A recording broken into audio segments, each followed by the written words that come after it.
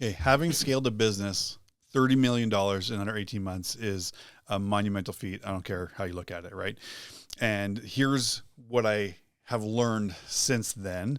And I think there's three things that are game changers now more than ever. And probably if I had access or had known about them, or they were kind of at the place where we could take advantage of them back then, the results would have just blown the doors off even more, or probably even condensed that time frame much faster. So that being said, I think today is really about what are those three things that I think are more important now, more than ever, especially for business owners trying to scale their business and not feel like they're losing their mind or they're working every hour of every day, but they're able to do that more effectively. Yeah. And with that, we're back with another episode of BizMeds. We are your hosts and neuroscience business coaches. My name is Saad. And my name is Darris, and we're here to give you the minimum effective dose to scale your business, to automate the hell out of your world, to reclaim your time and energy and scale your business. And again, as we kind of said in the opener, this is really based in real life experience, not just two schmoes off the internet who regurgitate something they've heard. This is stuff we've lived through with our clients and the work that we do day in and day out. So we're here to help you cut through what works, what doesn't work, because we're trying every possible thing and moving through that stuff as fast as possible. Yeah, exactly. So yeah, this is where we get to, like, in 2026, in 2027, in 2028. See, what I did was, we're going to leverage this for the next 3 years. Just going to cut out those parts. Because guess what? The learning is still the same. Yeah. Three really critical things that I think we had known back during the time scaling that $30 million, which to me, I think back about it and I was like, to me, it was just insane. Yeah. But like not even really realizing like the impact at the time and like the immense amount of scaling that was happening at the moment, or just kind of the value unlock from some of the things that we're doing, just to me seemed logical that we would attack them, or that I would be like, oh yeah, like we need to solve for this. But also not really realizing just how, say, non-optimal I was operating and the business was operating. Yeah. So we should dive into the first one, right? Yeah, absolutely.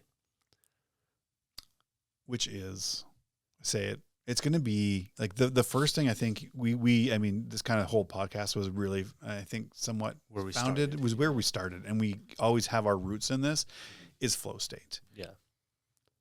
The most important part, I think, of all of this is flow state, and for a lot of different reasons, and we'll try to like not go so far, try to cover everything and be exhaustive. But for the most part, flow state is all about being able to be fully focused in the moment, super creative, super productive on the right things, and really being able to do more in such less time.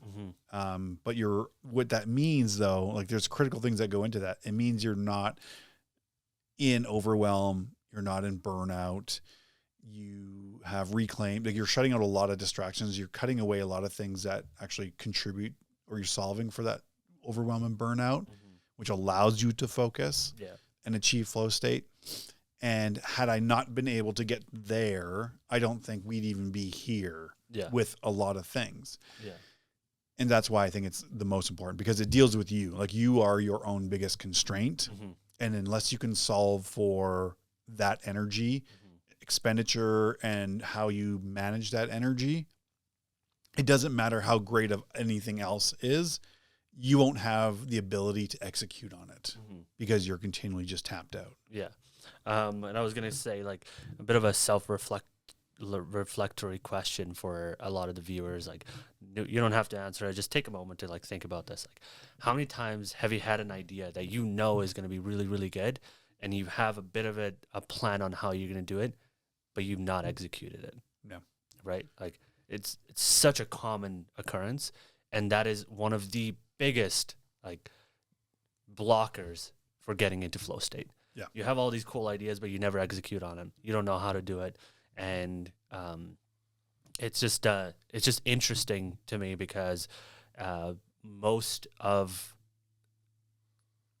human life struggles with that and doesn't realize that it is a problem, that is the reason why they're, couch slobs or are not making the movement or strides in their business or in their personal lives, because they're not able to get into flow. Yeah, it's that cognitive load, right? Yeah. It's there. We live in a day now more than ever, and this is why it is so important to be able to deal with cognitive load and be able to get and use that to get into flow state, is because at no point ever, and we said this a year ago and the year before that, like no, and they were true at every point we say this, is that, and because it's not gotten better, it's gotten worse, is that at no point in time have we ever been in such a technology forward environment where more and more things are designed to steal your attention and your focus, right? Yeah. And it is becoming an art, a lost art and craft to be able to reclaim and not be distracted by all of those things and take time to be present and not let everything push you into overwhelm. And that when your cognitive load just runs up so high that it pushes you into that fight, flight, or freeze. It's usually the freeze and quit, because you don't even have the energy to push forward anymore. And that sums up for me why flow state being the first part of all of that. Like if I'd known that first, probably would have helped me even faster, because of being able to manage a lot of, like, a ton of burnout during that time, right? Like just nonstop, like crazy days, like nonstop days, day in and day out. Yeah. Just feeling like you have to do something, but not having the time to recharge and do it properly. Yeah. Just constantly like you just push because that's all you do. That's all you do is push. That's all you know is like my only perception of it is the more I put in will be the more that it gets out. And that's not really the case. We have to solve for cognitive load first, because the next two really depend on that. They depend on your ability to have the bandwidth to then take full advantage of them. Yeah. Yeah. And one last thing I want to quickly like highlight about the flow state is like right now, the state of the world, the attention span. If you go back to like one of our first videos, you can quote us in that video talking about like what the average time is before you lose your attention. Yeah. That has gone significantly lower. Yes. The most recent study that I think I came across was anywhere between 8.25 seconds to 47 seconds. Yeah. Which is absurd when you think about that. That is, but I mean, you think about it, like you try to have a conversation with someone and they're grabbing their phone, they're looking at it, and they're like it's like we're trying to multitask, and it's, as a result, like we're so disconnected. We're distracted by everything. Everything is all about trying to get your attention, because the more and more things trying to get your attention, the more wild something has to be to get your attention. Yeah. Like, it's so funny you say that, because even, what was it? I was listening to a podcast, and it's like, even the headlines are becoming more and more audacious. They're becoming so much larger. It's like, oh, there's going to be a Super El Nino. It's like, oh, because just a regular El Nino doesn't matter anymore. Yeah. Like, it has to be the Super El Nino. And it's like, you look at the temperatures that they put on the weather, and it's like now, like what used to just be hot is extreme heat. And it's like, okay, like anything has to be so exaggerated now, capture your attention, because we're so desensitized to it. Yeah.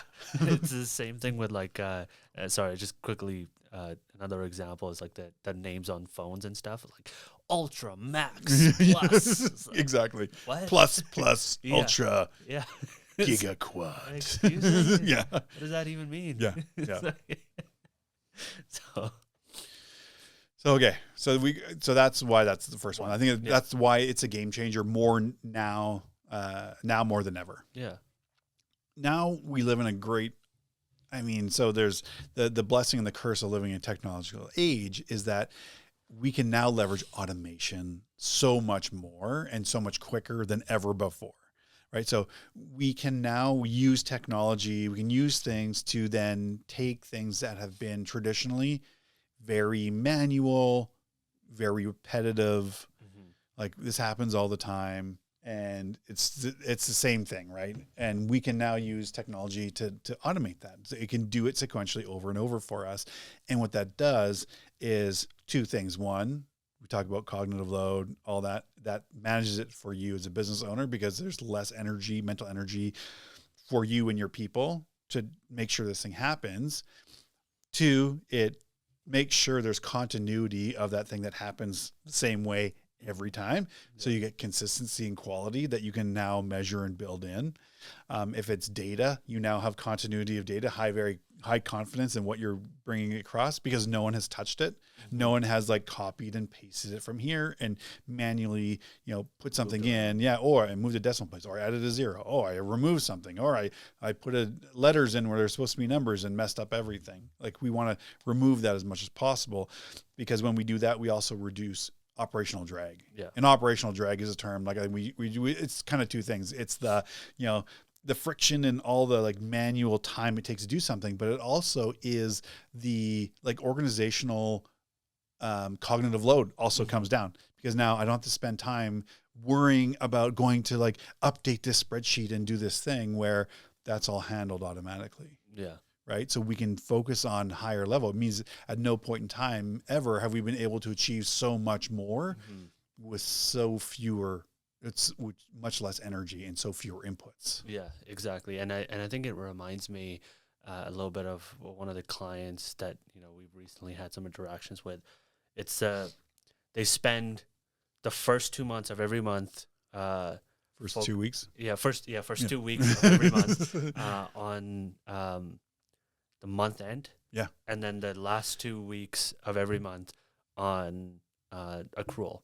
And it's the same thing month in, month out. Yeah. It's like, that's your entire month. Like, yep. You're starting and you're finishing. You're starting and you're finishing. And I get it. Like, some jobs are designed to do those same repetitive tasks, but it's in the name. It's repetitive. It's going to be the exact same damn thing every single month. Yeah. So can that be automated? Yes. And that's where you, as the business owner, come in, spend some time focusing on what the problem is, get into fucking flow state, and automate that shit. It's like you're passionate about this stuff. I'm fired up. Yeah, I'm invigorating my black shirt days. You're invoking the power of the black shirt. Yeah. I fully support that. We haven't had a black shirt day in a long time. No. Let's bring one back. Absolutely. Like that's the funny thing, is that there's so much operational drag in those things if you don't address your own kind of like personal bandwidth first, like how are you even supposed to think about that? Right. I mean, you can outsource it. Like, hey, by the way, this is what we do. Like we'll come in and we'll help you evaluate where your highest point of leverage for automation is. Mm-hmm. And we can help you focus on that. And in most cases, we can actually execute a solution for you much faster than you possibly could. Yeah. Right. And that's where it's like, okay, well, do I need to become the expert in this? No. But do I need to know what the issue is and get it solved? Yes. And then you can use us to help you do that faster. Mm-hmm. Right. Because that's where we excel. Yeah. Is because one, we can leverage flow state and the automation world to do that, because like this is where we specialize. This is where we're going to create so much, reduce so much operational drag and cognitive load across the organization that it becomes silly not to start attacking those things. Mm-hmm. Like automation, like I look back when we were scaling the 30 million, I mean, we went from having 2 people working 12-hour shifts to manually solve like routes in Excel. And we're talking not just like simple ones. We're talking about like we're managing fleets of like over 300 to 400 vehicles like per day. Like that's not something you should be trying to solve in your head in Excel. But even then, like we had to find technologies that could do that to help automate part of that process. And take the decision, like trying to take all that manual stuff that like although trying to remember everything, that's not your job. Your job that's not where you are the most valuable. The most valuable is, okay, look at the solution. Okay. And now start tweaking for this and some other extenuating things that come in. Maybe it's maintenance or whatever it is, right? Or last minute driver schedules changing or whatever availability. Maybe someone got injured, maybe someone's sick. Okay, well now I have to just swap people out, but we're moving instead of trying to solve for everything. We're now solving for minimal. Yeah, right. Exactly. And be able to, and then it's like, okay, then where else can we find out where to automate things that are happening? Or guess what? Sometimes the best part of going through what to automate is what do I just need to stop doing because there's no value in it. Yeah, exactly. Well, I remember a conversation that I was watching in third person was somebody came up to the CEO of a company and was like, hey, one day don't do anything. Just anytime you start doing a task or something, just write down as like, is this actually worth my time or not? Like, is this helping move the needle or not? Yeah. Like just those two questions. Like, just ask those two questions. And if none of them, if you go through and you have like 20 things you do in a day and 18 of them are not adding value, those need to be automated or, handed off. Yeah. And you've used the perfect example of like the 350 trucks or whatever, 200, 300 trucks that, somebody was keeping in their mind to like schedule and plan and all of that. I think there's a study that I saw that at max, one person can only have 20 to-do lists in his brain. That many? Yeah, and that's like, that's the perfect person. That's like somebody that can actually get that. I would probably categorize you in that, like where you could have those 20 things. But anything over 20, it starts getting like discombobulated in your brain. Yeah. The average person is below 10. Like you can only track 10 different things. It's like that could be like your grocery list. Like, oh, I got to go do groceries. Like, so it's not just work related. It could be. Okay, that's a really good point. Yeah. Like again, and that, I think that really supports back to number one, which is deal with your cognitive load, and then because you don't have that bandwidth, you're not solving organizational bandwidth. And funny enough, what happens is, as a business owner, what usually is going to happen is if you're not solving for that, you're not helping you and then also helping your organization, is what happens is the people in the front lines become bogged down. And then the people that are supposed to be looking after them and guiding them and everything, they're now backfilling all of the garbage and stuff that should be happening at the front line.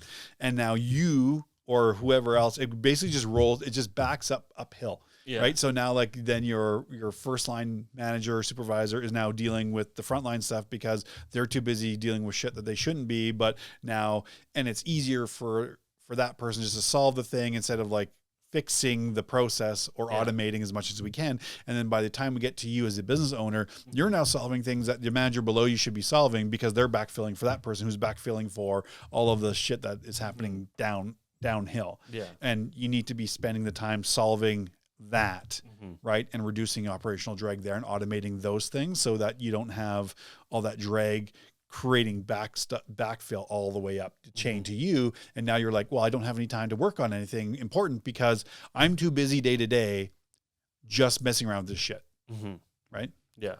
Yeah, absolutely. So I think we thoroughly covered like those two. And I think this last one, which has been a game changer, which wasn't even around when I was like, was it? No, wasn't even around. Like even like publicly available. Ago, publicly available. Because this is like 10 years ago now. 9 years ago. Yeah, it's been a while. Anyway, is AI. Yeah. And we're not saying that this is a sequence, but like with AI, you can augment both of those, right? One, flow state, caveat being AI, how you use AI can either help you get into flow state or keep you out of flow state, but then also help you accelerate your automation journey much faster, right? So there's that, and AI now could probably help you problem solve some of these challenges much faster, with the risk being if you don't give it enough context and if you don't know how to kind of judge what the solution is, you might be solving the wrong problem the wrong way, or maybe solving the right problem the wrong way. Yeah, it's like having two brains. You know the saying like two brains are always better than one. So it's you literally have a thought partner with you at all freaking times. Yeah. You literally just sit down and spend 30 minutes talking about all your problems. It'll jot them down and it'll start giving you suggestions based on what has been historically or based on the data that it has what's been successful. Yeah. Right? Like I would push it even further, right? And I would say, okay, here's all the challenges. Here's my technology landscape that I'm currently using, right? I have SharePoint. I have this cloud server. We have this accounting program.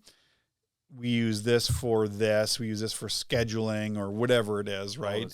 And say, and then you can talk through some of the processes and things like that and say, okay, based on all of those things,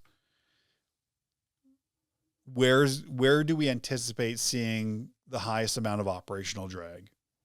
And then you can use it to ask you questions to get clarification. So help me understand, like question me so that you understand where we're getting the most operational drag, what's keeping it. And then you can use it to then interview you back to say, okay, and help you maybe peel apart where the processes are and where in my technology stack, like where am I duplicating things that could be housed in one? Mm-hmm.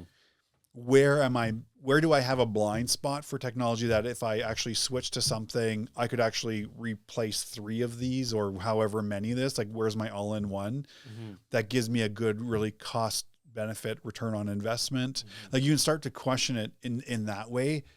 That will then help you. Cause if you're not keeping up to date on all of these solutions that are out there, like how would you even know? Yeah. Right. Yeah. Like it's how I stumbled on Coda versus Notion and understanding like, while the front end of Coda may not be as free to manipulate as Notion, the actual back end structure of Coda is much more solid and leverage like and scalable and easy to work with. And so like doing things with that, I'm like, oh, so I can now pick up kind of retool things and have better connections inside Coda to manage things from a client and business standpoint than I would in Notion, right? Because I'm continually asking, and then the cost benefit analysis, like how long is this going to take? Am I going to see the value? Where do I potentially see the value in making the shift that would actually help me understand, like I'm going to invest this time to move this. What do I get out of it? Like, what's the scalability factor that I don't get from that? Yeah. That's going to like, and how quickly do I see a cap out that's going to force me there? Yeah. Like, and that's how I think about it. You can augment those. You can augment the flow state because in that I'm much more dialed into solving a problem and solving it the right way than just saying, hey, I'm really overwhelmed and burned out. Be my therapist. Yeah. Okay, cool. That's not going to help you. Yeah. Right? It's going to give you your affirmation bias. Yeah. Yep. You're such a good person. There's nothing wrong with you. Yeah. You know what? You just showed up today. You're doing great, ChatGPT. Yeah. Did you just discover the most important math formula on the planet? Yes, I was. Yeah. For anybody that's actually heard that about that article, that's the funniest thing. It's like convincing someone that they're a math genius, like this has some latent math. I'm like, trust me, if you're good at math and you're a math genius, you fucking know. Yeah, exactly. Yeah. It's not a hidden. Yeah. It's a hidden fucking delusion. You're like just, oh, I'm a math prodigy just hidden in the slums of. I've never done anything like remarkable in my life before, but somehow I just came up with a math equation that nobody's ever thought of before. And this friggin' clanker is confirming. I was waiting. I was like, at some point, we're going to talk about clankers. So, okay, let's get back on. So I think that's like knowing those 3 things now, or even having access to that, is why it's so much more powerful now than it ever has been. Do I wish I had those then? Yeah, for sure. But also with that is like tremendous amount of learning, like where the wheels start to fall off the wagon when you're scaling that fast. But also how do you focus and how do you refine your methodology and your framework for identifying like where do you get that massive payback? And for sure, like I would always start with 1, cognitive load, allow you to get into flow state, because then you can start solving high leverage problems and then you figure out, what automate, and you can use AI to augment both of those. Absolutely. I think those are game changers for me in 2026 and beyond. Yeah. 2027 and beyond, in 2028 and beyond. Will always be true. Well, and it's perfect that you say that, because like if you go back and go through all of our podcasts, the process, the concept, everything, nothing's changed. It's exactly the same. Yeah. We're talking about the exact same things. The process has changed. Like we can, because we're constantly looking for the next thing and chasing after the next little bit of knowledge on how to expedite the things that we're currently doing, the idea and the goal and the strategy, that's all the same. Yeah, the frameworks haven't changed. No. Right? No, it's still the same thing. We're just applying different tools to do them faster now. Yeah.